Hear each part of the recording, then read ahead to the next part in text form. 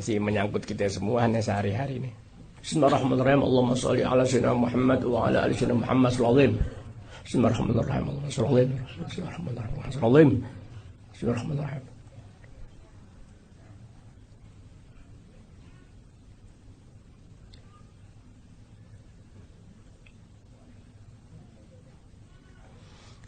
Rahmat dan rahmat. Ya, kesimpulannya Allah Ta'ala nggak memandang ya tampilan kita, nggak memandang apa yang kita kerjain.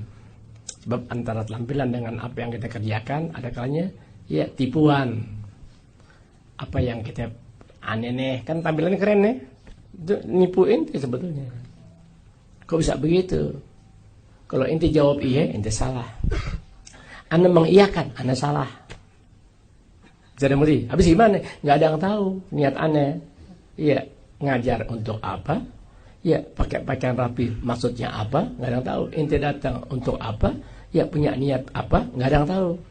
Karenanya apa yang kita perlihatkan dan apa yang kita jalani dalam tampilan keseharian kita, lihat Allah Ta'ala nggak pandang. Apalagi sejak era reformasi, mengerikan kehidupan kemanusiaan dan keagamaan mengerikan. Tuh, sehingga apa yang nampak baik jangan ente memandang itu kebaikan. Tuh, gimana saya tampangnya nggak baik? Apalagi cara kerjanya sudah nggak baik, ente mau pandang baik, binasa Anda. Tuh, Allah Ta'ala kasih tahu, Allah Ta'ala nggak pandang tuh tampilan manusia dalam keagamaan, dengan tampilan pakaiannya, dengan gaya bahasanya, dengan gimana itu tuh ngomong Masya Allah deh, menggapai Lailatul Qadar, wajibun, Lailatul Qadar beli di Senin, nah, itu dengan gaya Allah alam tuh, iya. Tetap apa dan bagaimanapun yang kau perlihatkan dalam keseharianmu gak jadi penilaian Allah Ta'ala sampai di situ enggak. Habis bagaimana? Yang Allah Ta'ala pelihara, yang Allah Ta'ala jadikan sumber penglihatan, pengamatan, penilaian, niat ente, hati ente, dan niat ente. Bisa mengerti ya? Itu aja. Dengan demikian rahmat Allah Ta'ala luas buat kita bahwa miskin dengan tampilan bagaimanapun nggak jadi hina dalam ajaran Rasulullah SAW. Bang, orang miskin nggak bisa pakai pakaian bagus, orang miskin nggak bisa ngomong mewah, nggak bisa. Allah Ta'ala kasih tahu tuh, Rasulullah kasih tahu ya, Allah Ta'ala nggak pandang tampilan ente, gaya ente, muka ente, iya. Allah alam, yang Allah pandang ente punya hati dengan niat, itu niat tadi dalam hati ente, hati secara umum, niat ada di dalam. Jadi apa ente? Ya, hati luas, ibarat piring tuh hati. Niat tuh apa yang ada di dalam piring itu sendiri. Berarti antara niat dengan hati beda jauh. Makanya niat selalu dalam hati. Itu bisa ngerti. Kenapa harus perbaiki? Ente punya hati, punya niat dalam keseharian, ya. Ringkas, semuanya bergantung itu punya niat, bergantung itu punya hati. Begini ya Rahman, apa yang kita jalankan itu kulit. Apa yang kita jalankan ini syariatnya majelis ilmu kulit, iya, sembahyang kulit. Sebab boleh saja orang duduk di majelis ilmu karena kepentingan pribadi, boleh saja orang menuntut ilmu karena tuntutan, berharap pengen jadi itu, pengen jadi itu, pengen itu, yang niat itu dipersalahkan dia dalam agama. Kau belajar ilmu bukan untuk itu ya. Tuh, bisa ngerti? Itu namanya tampilan. Karena setelah orang jalani kulit sejauh itu, dia tahu cara merapikan kulit, cara berpakaian yang baik, kan begitu, diajar sama agama. Jangan sampai tampilanmu lebih bagus ketimbang hatimu. Jangan sampai gayamu lebih bagus ketimbang niatmu. Biar bisa ada kesesuaian antara luar dan dalam. Tuh agama ngajar sejauh itu. Sehingga akhirnya ketika seseorang yang sudah banyak bergelimang dalam urusan bagian hati dan niat, tampilannya sudah nggak lagi pembicaraan. Tampilannya sudah nggak jadi lagi permasalahan sama dia. Dia jalan sebagaimana abang mestinya dia berjalan. Dia ibadah, emang kewajiban dilaksanakan. Bisa dimengerti? Seseorang yang sudah demikian berpengaruh, dia punya perbaikan hati, lebih banyak tidak memperhatikan penampilan kesehariannya, nggak bicara muluk-muluk, nggak gaya dengan kayak sorban kayak itu, nggak begitu. Dia sudah berjalan sebagaimana semestinya, bahkan hatinya jauh lebih mulia ketimbang tampilannya. Bisa dimengerti itu?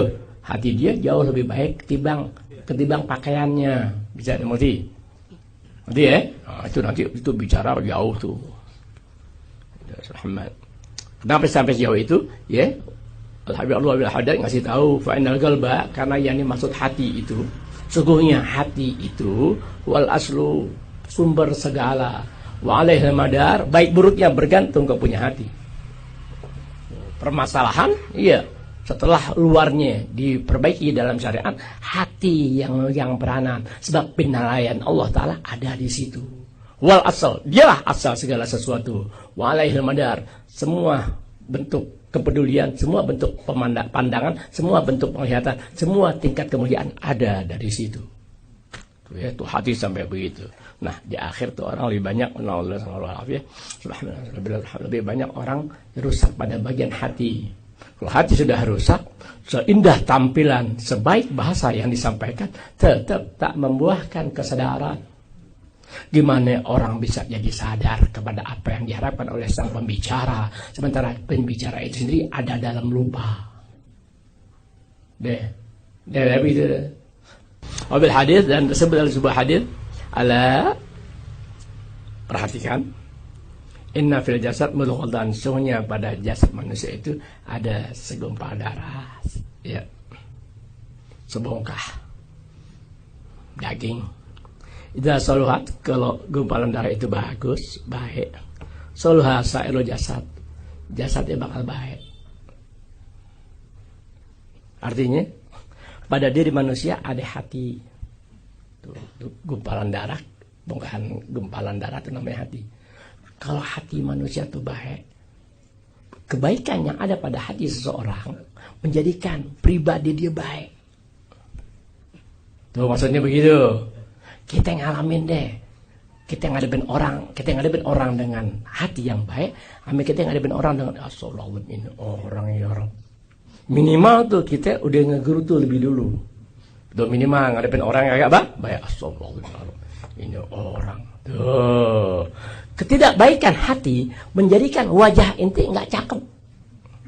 Hati yang nggak bagus menjadikan inti nggak enak dipandang. Ketika hati seorang nggak bagus kepada, iya namanya nggak bagus tuh kembali sorot nggak bagus ke wajahnya. Nggak usah jauh-jauh deh. Bismillahirrahmanirrahim. Orang ibadah kesehariannya dengan tuntunan ilmu yang ada, tapi hati dia nggak bagus. Bisa demosi? Nggak bagus. Itu ketika orang itu, ya, dengan ilmunya, dengan segala yang dimiliki, berhadapan dengan orang-orang yang dia nggak demen, Allahumma hilang tuh sorot wajah baiknya, hilang, langsung hilang. Aneh me ente, aneh datang dengan wajah nggak demen lihat ente misalkan, Allahumma kalau ente bisa ngelihat muka aneh berubah, nggak enak. Tuh ben Ustaz kok kelihatan kejem amat. Kenapa ya? Tuh berarti ada bagian yang aneh nggak demen pada saat aneh berjalan. Bisa mati. Itu merubah wajah orang sekaligus. Gimana sekarang kalau hati itu nggak bagus terus menerus? Tuh bisa mati. Artinya perasaan nggak bagus hati inti sama orang astagfirullahaladzim, itu menjadikan muka inti biar 1000 kali sujud dalam semalam tetap jelek dilihatnya. Sama siapa yang dilihatnya jelek? Sama orang yang Allah pelihara salimun galbu, hatinya baik. Tuh. Nah nanti ada kata salim, itu maksudnya apa? Tuh, kata salim, bebas orang itu dari hal-hal yang musyrik, bebas orang itu dari keyakinan yang munafik, bebas orang itu dari aneka perilaku yang menghinakan dan hina ketika dia lakukan. Semakin sering orang itu berbuat sejauh itu dan sehina itu, bisa dimatiin deh, semakin gak bagus air wajahnya. Ya, apalagi timbul ujub, merasa diri gue nih, oh na'udzubillah, gue nih ulu, ujub, ria, ya, segala sesuatu pengen orang pandang. Oh, naudzubillah. Nipu al-ghash atau al-ghash. Waduh. Wow, gimana? Tahu nipu, bukan nipu jual beli ente, bukan. Iya. Antara ucapan yang demikian Allahu Akbar, sebetulnya dia hanya menipu dalam rangkai kata menghias kalimat untuk tarik empati masyarakat. Bisa dimati? Benar, dia tidak seperti itu. Itu nggak bagus mukanya ente. Gampang dilihat. Tuh, makanya Al-Habib Abdul Haddad dalam menjelaskan tentang niat dari Rasulullah SAW itu sampai sejauh itu semua kebaikan kepada kau punya amal perbuatanmu dengan perbaiki niatmu, niat perbaiki kebersihannya selalu karena segala sesuatu kembali kepada hati dan dialah sumber segala penilaian ilahi. Habis.